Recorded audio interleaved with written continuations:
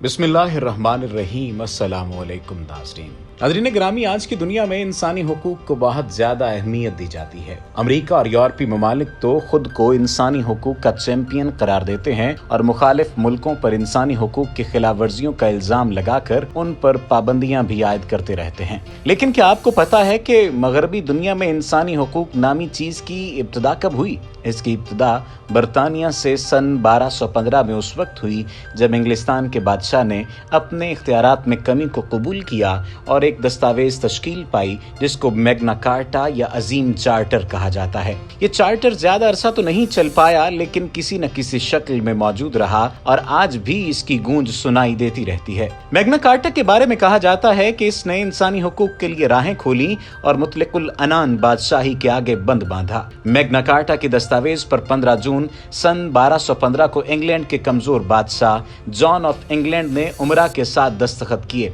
उस वक्त उमरा, जिन्हें बैरन कहा जाता था, और बादशाह में इख्तिलाफात शिद्दत इख्तियार कर चुके थे। उमरा बगावत पर आमादा थे। तभी इस कशमकश और बगावत को रोकने के लिए आर्च बिशप ऑफ कंटरबरी ने मैग्ना कार्टा ड्राफ्ट किया, जिसमें शाही इख्तियारात को तकसीम कर दिया गया।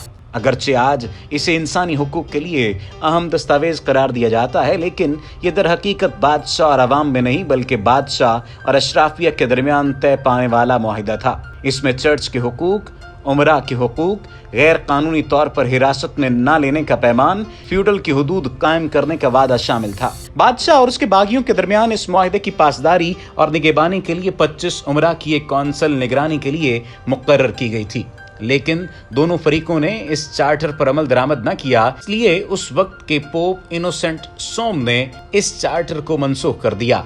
इसके बाद पहली उमरा की बादशाह के साथ जंग का आगाज हो गया। बादशाह जॉन के बाद उसके कम उम्र वली अहद ने मैग्ना कार्टा को दोबारा इसकी असली हालत में 1216 में बहाल करके जारी कर दिया, लेकिन वो अपने मकसद में कामयाब न हुआ। फिर 1217 में बागियों के साथ जंग के बाद मैग्ना कार्टा को अमन की दस्तावेज के तौर पर इस्तेमाल किया गया, लेकिन इसमें कुछ इनकलाबी हिस्से खारिज कर दिए गए। इस तरह मैग्ना कार्टा की तोड़फोड़ शुरू हो गई। हेनरी सोम ने इसका नाम सलाह के तौर पर मैग्ना कार्टा रखा। हेनरी सोम और बाकी उमरा के दरमियान ये ट्रीटी लैम्बर्ट के मकाम पर मार्ज़ वजूद में आई। हेनरी सोम ने यह चार्टर फिर 1225 में जारी किया।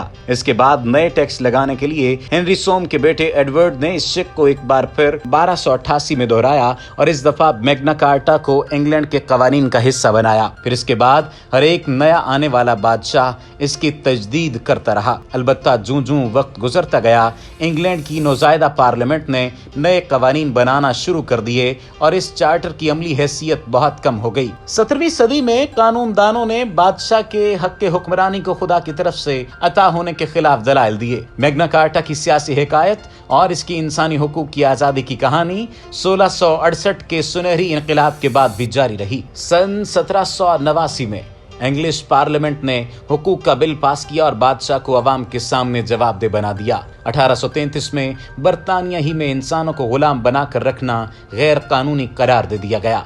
अमेरिका में भी इसी तरह के हुकूक 18वीं और 19वीं सदी में दे दिए गए। सन 1948 में अक़वाम मुत्तहिदा ने इंसानी हुकूक का डिक्लेरेशन दिया, जिसमें लोगों को शहरी और सियासी हुकूक जैसे जीने का हक, शख्सी आज़ादी, आज़ादी इजहार, प्राइवेसी, समाजी तहफ़्फ़ुज़, सेहत और तालीम के हुकूक शामिल किए गए और ये लाजिम करार दिया गया कि दुनिया के तमाम ममालिक इस डिक्लेरेशन की पासदारी करें। मैग्ना कार्टा ने इब्तदाई तौर पर अमेरिका पर भी असर डाला। 19वीं सदी में असल मैग्ना कार्टा, जो कि सन 1215 में लिखा गया था, इसके सिर्फ 4 नमूने रह गए थे, जो अब British library, cathedral of Lincoln और सॉल्सबरी कैथेड्रल में मौजूद हैं। असल चार्टर जानवरों की खालों पर परिंदों के परों से लिखे गए थे। ये चार्टर्स इख्तिसार के साथ खालिस लातीनी जुबान में लिखे गए थे। बाद में तर्जुमा करते हुए इनको मुख्तलिफ शिकों की शक्ल दी गई। तारीखदान और स्कॉलर्स मैग्ना कार्टा को 63 जुमलों पर मुश्तमिल बयान करते हैं, जबकि असल चार्टर का वाहिद एक लंबा और मुसलसल मतन था। ऐसी दिलचस्प, हैरत अंगेज और तारीख से भरपूर वीडियोस देखने के लिए हमारे चैनल को सब्सक्राइब करना मत भूलिए।